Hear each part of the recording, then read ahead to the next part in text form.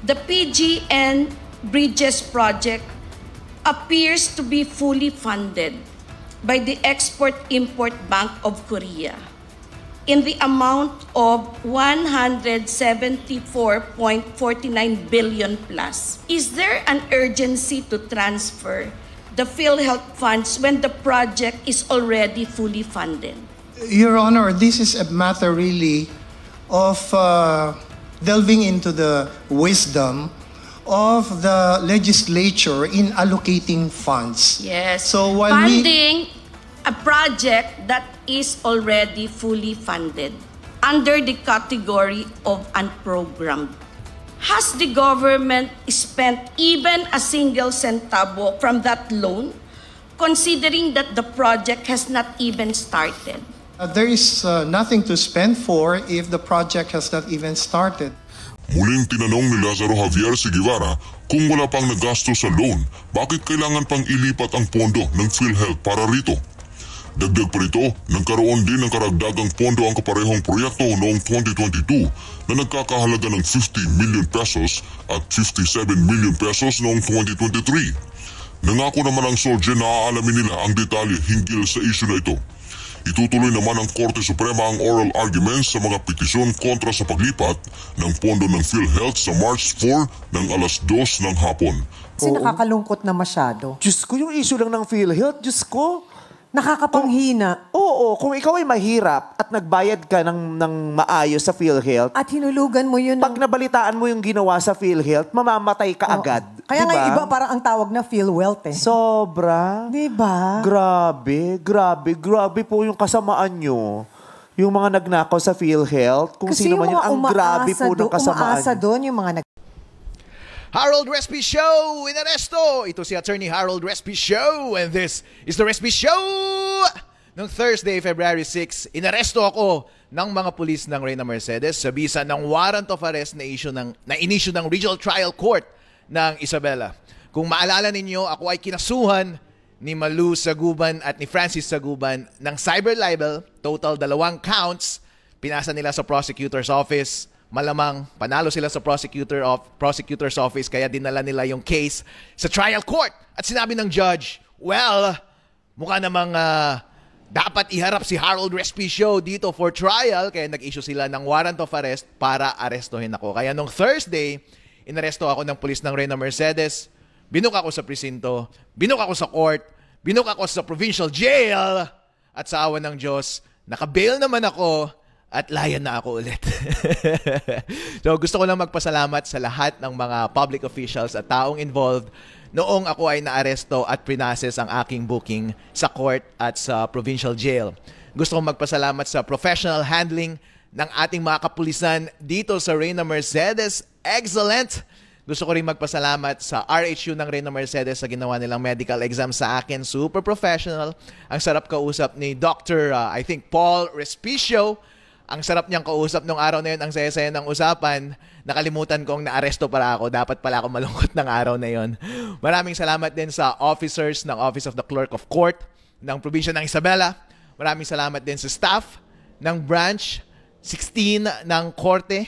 At maraming salamat din sa mga tauhan at warden, napaka-macho ng provincial jail ng Isabela. Kaya kayong mga nag-iisip na gumawa ng kalokohan dito sa ating bayan, huwag niyong isiping magpakulong sa ating provincial jail dahil ang ating warden doon ay napakamakisig. Ayaw ninyong mapunta doon. Makita niyo pa lang siya, gusto niyo na kaagad magpakabait dahil siya ay napakamakisig na tao at napakatapang. At ayaw mo talagang maging loko-loko sa kanyang harap. Kaya gusto kong magpasalamat sa inyong lahat, sa inyong napaka-professional na handling ng lahat ng matter na ito. Well, talagang ganyan. Congratulations din siguro kay Malu and Francis sa kanilang panalo at this stage ng laban. So, dapat lang. Well, okay. Well-deserved yung celebration. I think nung nabook ako sa presinto dito sa Reyna Mercedes, dumaan si Francis at bumisina daw siya. And parang nag-celebrate siya. Well-deserved yun, no? Bigay natin yung palakpak sa kanya dahil ang ganda ng panalo na yun. Ibigay natin yung panalo sa kanila dahil pinaghirapan rin naman nila tong strategy na to. But as for me, syempre, Tuloy ang laban. Yeah, buddy. Alright, na malaki ang tiwala ko sa hustisya natin dito sa ating probinsya. Isasaalang-alang ko sa kamay ng ating husgado ang prosesong ito at nagtitiwala ako na sa huli ay mananalo ang katotohanan at ang siyang tama. Yeah, buddy! Alright. At gusto ko rin magpasalamat syempre sa taong bayan ng Reyna Mercedes dahil sa pribilehiyo na binigay nyo sa akin na ginawa nyo akong sumbungan ng bayan. At ako tuloy ang nagre-report ng lahat ng reklamo ninyo sa mga nakaupong politiko sa ating bayan. At dahil doon, ay nakakasuhan tuloy ako. Well, magpapasalamat ako sa inyo sa binigay niyong pribilehiyong iyon. At nakikita niyo akong instrument para iangat ang inyong kalagayan dito sa ating bayan. At ako'y nagpapasalamat sa inyo sa patuloy ninyong pagsuporta sa akin at papush nyo sa akin na gawin ang lahat ng bagay na ito. Ang pangako ko po sa inyo ay hindi ko po kayo iiwan.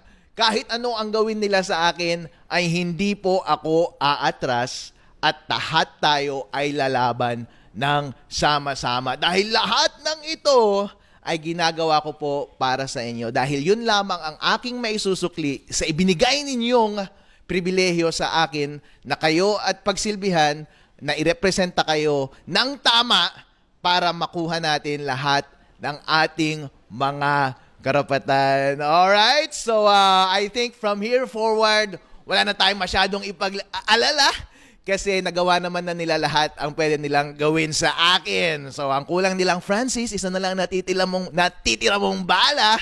Ang kulang na lang na bala mo na hindi mo pa ginagamit ay patayin ako. Yun na lang ang last, Francis. Pag-isipan mong mabuti kung gagamitin mo yung bala na iyan. Pero so far, from this forward, mga kababayan ko dito sa Reyna Mercedes, wala na tayong dapat pang ikatakot. Nagawa na nila sa atin lahat ng pinakamasamang gawin nila sa atin short of killing me. Promise, mula ngayon, ang may kita na lang natin ay ang liwanag sa dulo ng laban na ito. Hanggat hindi tayo titigil, hanggat tayo ay lalaban, hindi tayo bibitaw, makakamit din natin ang inaasam-asam nating kalayaan.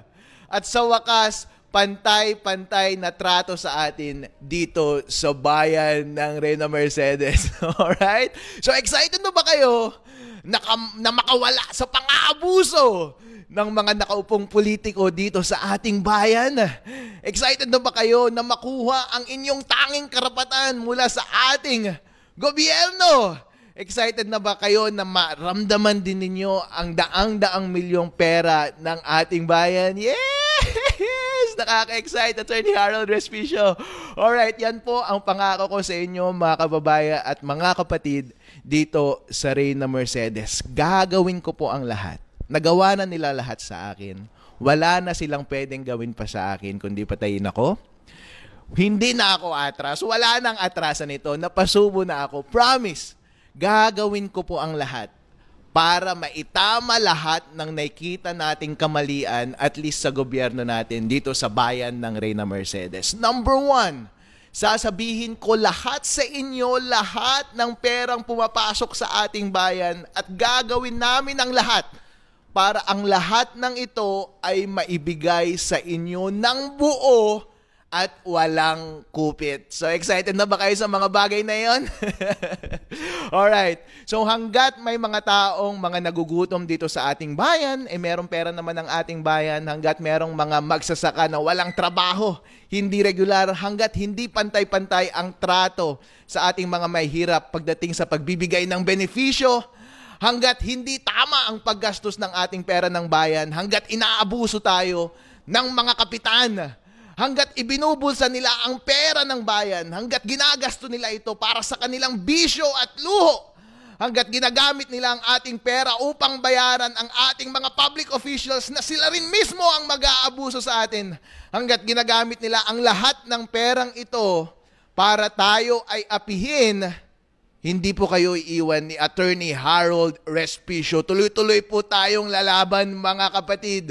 Kaya ang hinihingi ko po sa inyo ay samahan po ninyo ako. Huwag niyo po akong iwan, bibigyan niyo po sana ako ng lakas para hanggang sa huli ay hindi tayo bibitaw makamit natin ang inaasam-asam nating kalayaan dito sa ating bayan. Kaya ako po ay kakatok sa inyong mga tahanan. Ako po ay lalapit sa inyo. Ako po ay kakamay sa inyo. Sana'y salubungin niyo po ako. Pagbuksan niyo po sana ako ng pinto. Salubungin niyo ako na may kinang sa inyong mga mata. Bigyan niyo po ako ng napakalaking ngiti. Yakapin niyo po ako. Bigyan niyo po ako ng init ng inyong pag-ibig para hindi tayo tapusin at talunin ng kahinaan at ng kaduwagan. Bigyan po natin ng lakas ng isa't isa para sama-sama tayong harapin ang lahat ng ito hanggang sa huli. Kaya maganda po ang mangyayari ngayong campaign period na ito. Mula ngayon, maganda lamang ang mangyayari sa ating lahat. Maganda po ang mangyayari. Yan po ang ipinapangako ko sa inyo. Hindi ko po kayo bibitiwan. Ibibigay ko po sa inyo lahat ng aking makakaya. Wala nang atrasan ito para tayo ay maka-experience naman ng magandang buhay dito sa ating bayan. Ito po si Attorney Harold Respicio. Nagpapasalamat po sa inyo, sa inyong walang sawang suporta at nangangakong hindi tayo bibitaw, lalaban tayo hanggang sa uli. Yeah, buddy! Alright, thank you so much.